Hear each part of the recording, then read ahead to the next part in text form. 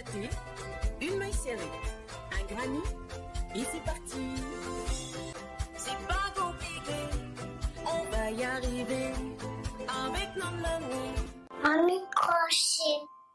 Bonjour à tous, j'espère que vous allez bien. On se retrouve aujourd'hui, bien écoutez, pour faire cette jolie petite boule de Noël, indispensable dans le sapin. Alors, peu importe la taille. Alors, pour ma part, j'ai choisi, vous savez, ces boules qu'on trouve maintenant, qui sont très démocratisées. On les trouvait à des prix, c'était intouchable. Maintenant, on les trouve de partout dans les boutiques à premier prix, sans aucun souci. Vous pouvez aussi ne pas avoir de boule à l'intérieur, faire tout simplement, mais comme on avait fait peut-être pour notre petit gnome, faire tout simplement une boule de base, vous la rembourrez et vous faites la décoration. Pour les décorations, c'est pas compliqué, on a toutes, et on va pas se le cacher, une boîte avec les décorations de Noël. Et quand on fouille au fond, il y a toujours des choses qui sont tombées. Il y a une petite perle de ceci, un petit nœud de cela, une petite accroche d'une boule. Voilà, vous récupérez tout ce qui ne sert plus et on va venir décorer le haut de notre petite boule de Noël avec ça. Vous voyez comme quoi c'est beaucoup de récupération et c'est très bien.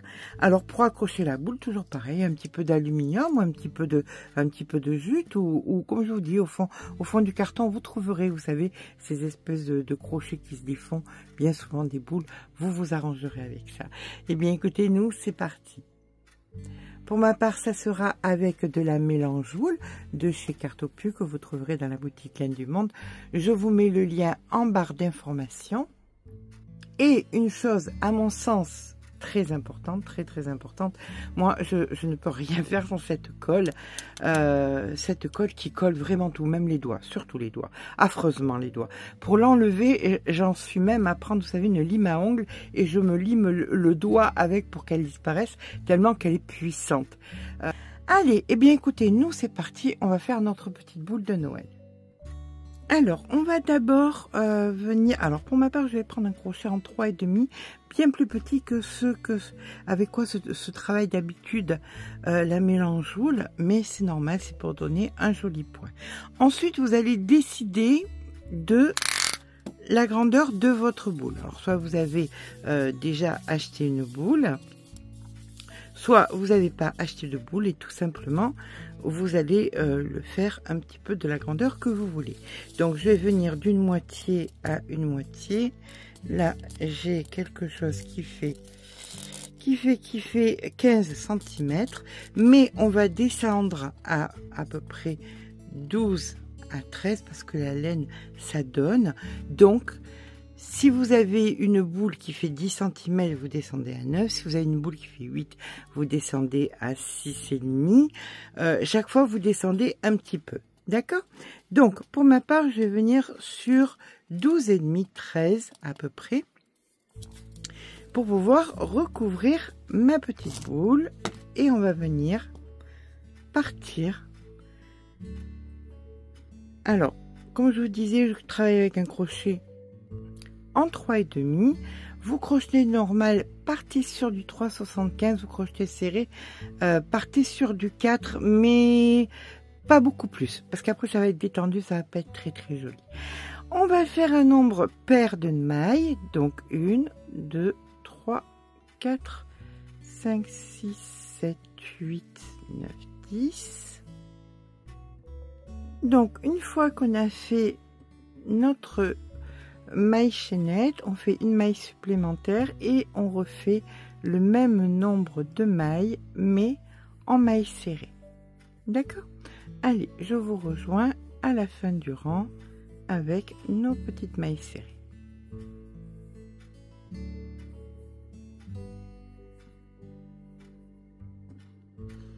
Arrivé à la fin du rang, je fais une maille en l'air, je tourne le travail, je viens dans la première et je fais une maille serrée normale. Par contre, la première et la dernière seront normales, d'accord? Mais toutes les autres, je vais venir les prendre en brin arrière et je rentre le fil en même temps. Voilà, ce qui est fait n'est plus à faire. Donc ici, je fais toutes mes mailles en brin arrière. Voilà, en rentrant le fil. Et la dernière, je la ferai pas en brin arrière, mais en prenant les 2 brins. Je vous rejoins quand c'est fait. Voilà, j'arrive sur la dernière et là, je la fais de façon entière et non pas dans le brin arrière. Une maille en l'air. Les 2 rangs qui arrivent, donc on est 1, 2, donc le 3 et le 4, on va faire exactement pareil, c'est-à-dire que la première, on la fait en normal. Toutes les suivantes, on les fait en brin arrière et la dernière en normal. Le rang d'après, exactement pareil. Maille en l'air, la première maille en normal, toutes les autres en brin arrière et la dernière en normal. D'accord? Je vous rejoins quand les 2 rangs, celui que je suis en train de faire là et le suivant, sont terminés. À de suite. Et voilà, je termine mon rang ici. Donc nous avons là 4 rangs, d'accord? 1, 2, 3 et 4. Maintenant, nous allons faire une maille en l'air. On tourne le travail. Dans la première, on vient faire une maille serrée. Et là, maintenant, on va faire une maille serrée, non pas dans la suivante, mais dans celle d'après. D'accord? Donc ici, vous faites votre maille serrée, comme ceci. Et là, vous allez voir, c'est assez simple. Le fil sur le crochet, dans la maille qu'on n'a pas travaillée, on va faire 4 jetés. Donc 1, 2, 3, 4. Un jeté, une maille en l'air. Et on refait la même chose. Là, la maille, vous ne la travaillez pas, vous allez dans celle d'après. Vous faites une maille serrée, le fil sur le crochet, vous venez dans celle que vous n'avez pas travaillée et vous faites 4 jetés. 1, 2, 3, 4. Un jeté, une maille en l'air. Et on recommence. Celle-ci, on ne la travaille pas, on vient ici et vous faites ça, et bien écoutez, jusqu'à la fin du rang. Je vous rejoins en fin de rang.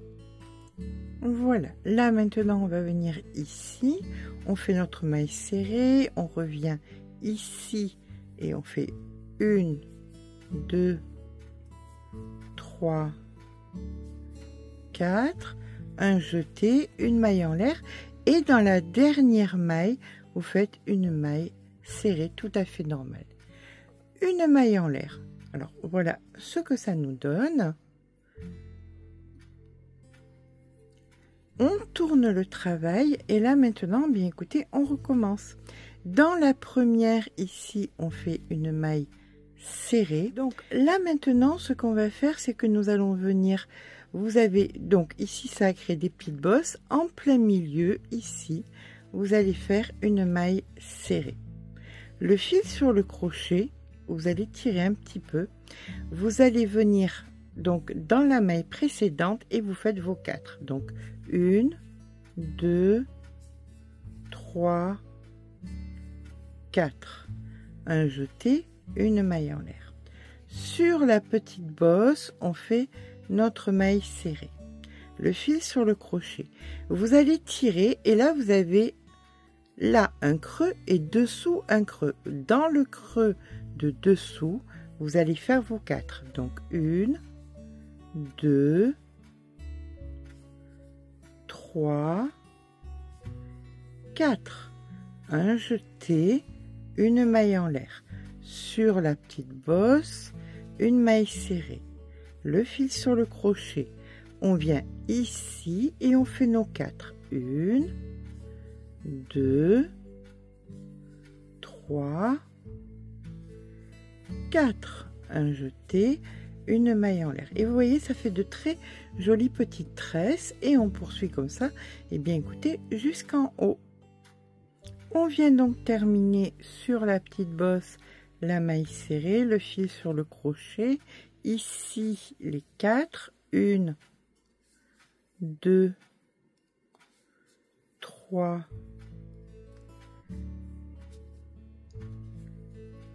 4, un jeté, une maille en l'air, et là on vient donc dans la première faire notre maille serrée.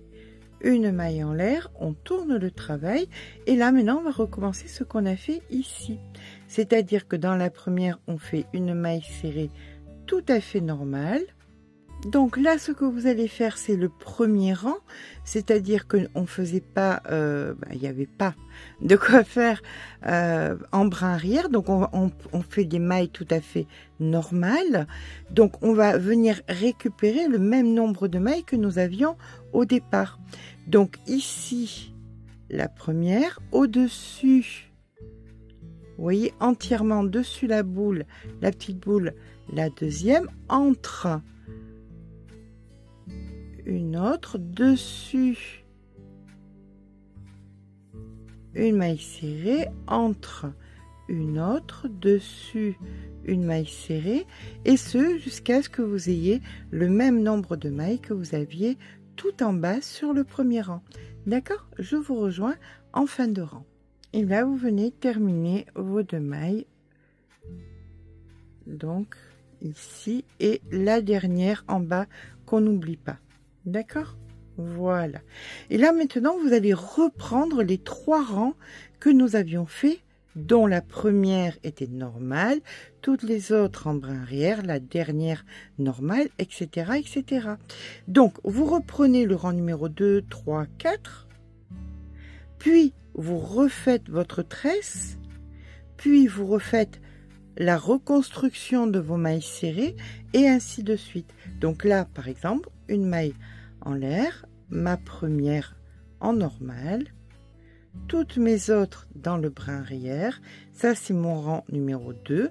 Je vais faire de la même façon le 3 et le 4, et le 5 et le 6 seront les petites boulettes. D'accord? Je vous rejoins quand ça viendra recouvrir la totalité. Alors, bien évidemment, là non. Hein, ça va être plat, on est bien d'accord. Ça va être plat, ce sera à nous de venir le fermer. Mais quand ça recouvre, eh bien, écoutez, on l'a mesuré. Nous avions... Non, on l'avait pas mesuré en fait. Donc, vous mesurez votre boule à vous, la circonférence. Donc, je fais ça sur un peu moins de 30 cm, sur 38 cm à peu près. Allez, 29 cm, grossièrement, et je vous rejoins quand j'ai fait mes 29 cm. Voilà, une fois que on a notre rectangle qui recouvre donc notre boule, comme ceci, on va venir couper, mais au moins 40 cm. Voilà, 40-50 cm. Hop, ici. Une aiguille. On passe à l'intérieur. Et là, maintenant, on va joindre d'un côté et de l'autre. Du fait que nous ayons le même nombre de mailles, ben, il n'y a pas trop de soucis. Donc, on va venir prendre une maille, on fait un nœud, hop là, et c'est parti. Donc, pour une maille dans une maille, et ce, eh bien, écoutez, jusqu'au bout. Je vous rejoins quand nous sommes au bout.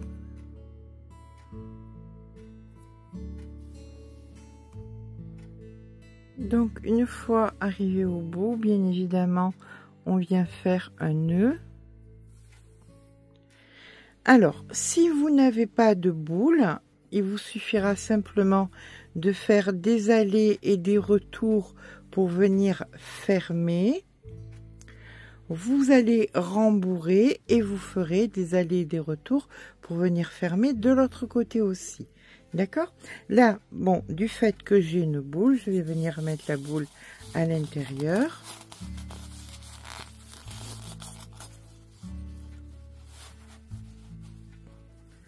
comme ceci.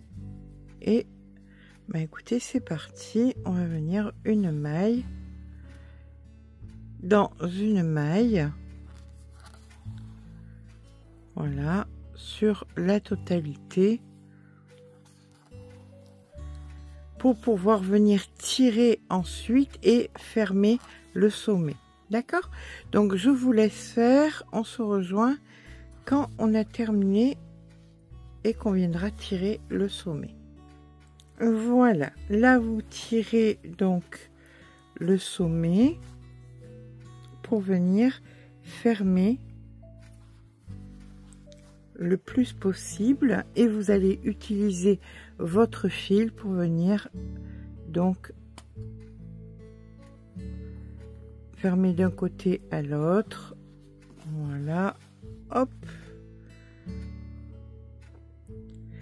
Donc ça, vous le faites des deux côtés. Quand on a fait en haut et en bas, eh bien écoutez, on se rejoint. Vous voyez, comme ça ferme bien. Donc une fois que c'est bien fermé, on se rejoint.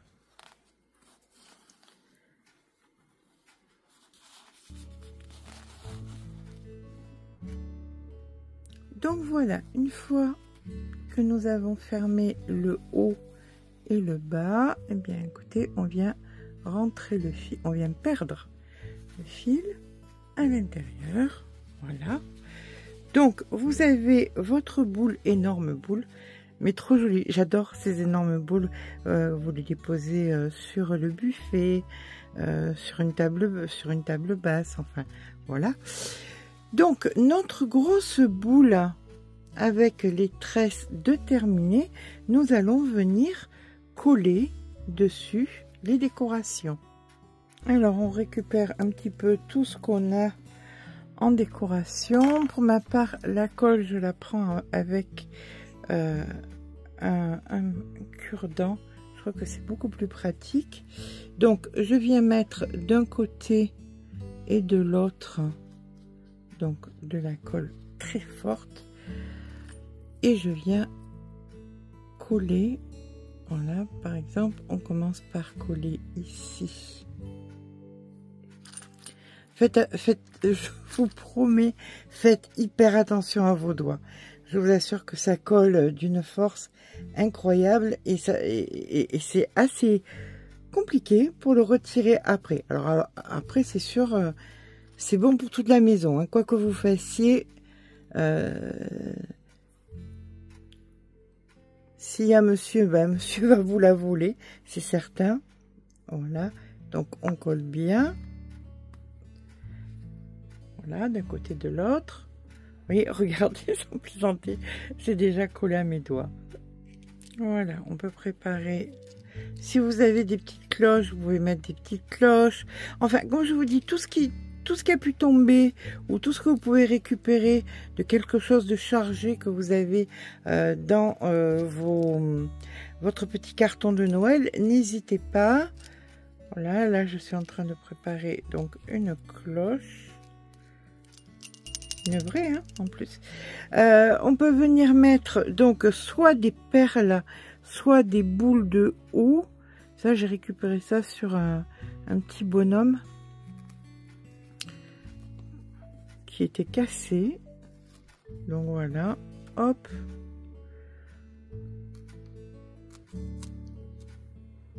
Hop. Et hop. Là, je vais venir coller, mettre la petite cloche ici. Voilà. Alors là, j'ai déjà mis la petite ficelle. Vous voyez, comme ceci. Je vais faire un nœud au bout pour pouvoir l'accrocher au sapin. Le nœud, on le fait le plus haut possible. Enfin, vous le faites comme vous voulez, bien évidemment. Donc là, maintenant, là, on va pouvoir l'accrocher, mais je vais venir rajouter ici un petit nœud.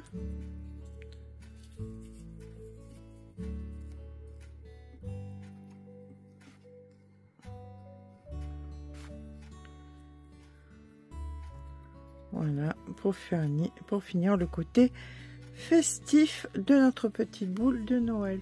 Et bien voilà, maintenant que le petit nœud est ajouté, les petites boules de houx sont ajoutées aussi. Voilà ce que ça donne. Ça fait très Noël. Là, on va venir peut-être couper le petit bout en plus. Voilà, comme ceci.